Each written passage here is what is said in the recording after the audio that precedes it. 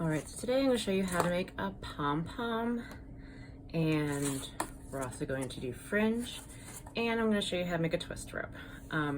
So for your pom-pom, you can use your fork. I'm going to use my hand so that way it's bigger and you can actually see it. But when you make your pom-pom, just pretend like my four fingers are the fork. I'm still going to cut my tying string the same length. So what I like to do is I take at least the handle length of the fork to cut off of the end of one of my strings. And then the rest of it I use to wind around the tines, or in this case it will be my fingers. So I will still use that same length. And that's going to be my tying string, which on your fork would go like this and just kind of hang out there until it's time to tie.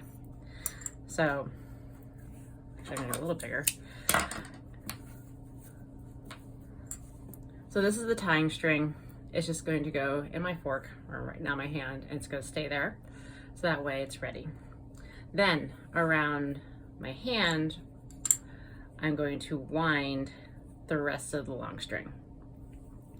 So I can have to hold it down for a second, but then I'm going to wind it until it's done. So you might not have this much, but let's say that's the end of my string.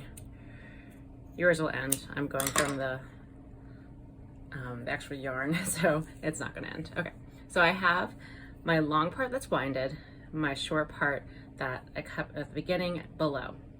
I'm going to use this. I'm going to bring up this back part so that way it is kind of bridging both sides of the yarn.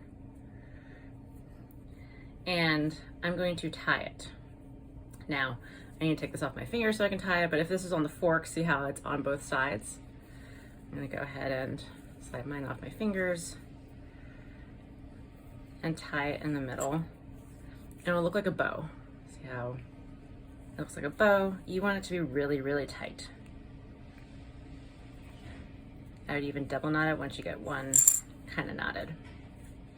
Now, I like to leave this long string because then I use that later to put it actually into my weaving. So leaving the long string so that way I can put it onto my needle and then pull the longer string through my weaving. So that way it can stay in my weaving. Okay, so back to this. So we have the bow shape and the long ones that are gonna stay out. This one, I'm gonna give a haircut so that way I don't get confused. And now I need to cut all of these loops.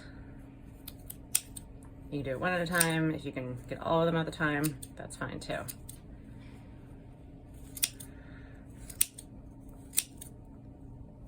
Okay, once all my loops are cut, I just have to start kind of pulling them like away from each other to make it look like a little puff. Like that. To make it extra puffy, yarn is a bunch of fibers wound around each other.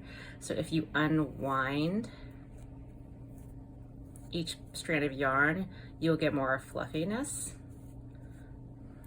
And then you'll definitely not be able to see the middle part, or the where you tied it.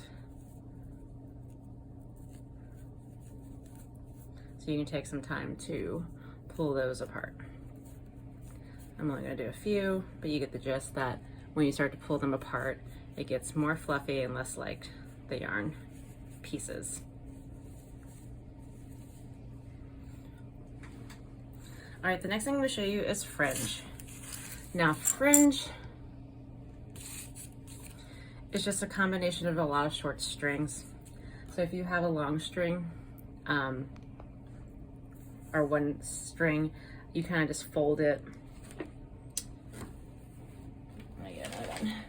You fold it twice to get it into 4 even pieces.